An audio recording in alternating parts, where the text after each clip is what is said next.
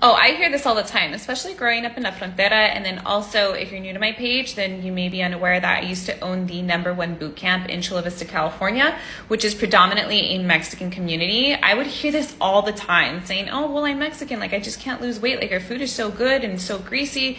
And what I mean by good, that it tastes good and it's just so high in fat and, everything's fried. So I think people really have this misconception that Mexican food is just literally flautas and street tacos, which, fried foods like churros and things like that, but that's not all that we have to offer. There are so many dishes, like you mentioned, that are high in protein and slow absorbing carbohydrates, which are complex carbohydrates, so many vegetables, and predominantly I would say our food is actually healthy. It's just that people have a really bad relationship with their eating patterns and they're so unaware of when to stop eating.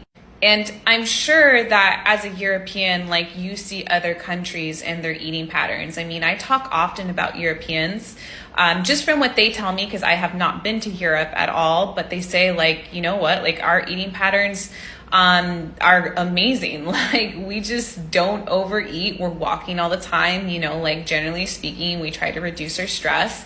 And being a Mexican American living in America, it's the complete opposite for us.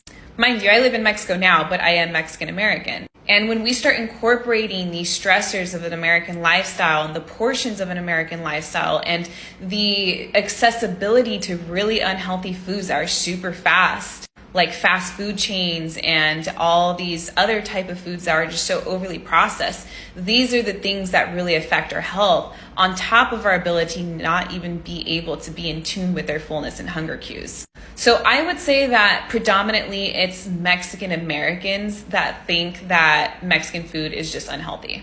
And that's my personal experience, because I have helped so many people inside my community, especially like when I own my gym, and now that I focus online as a nutritionist, I see this predominantly as an ideology as a Mexican American.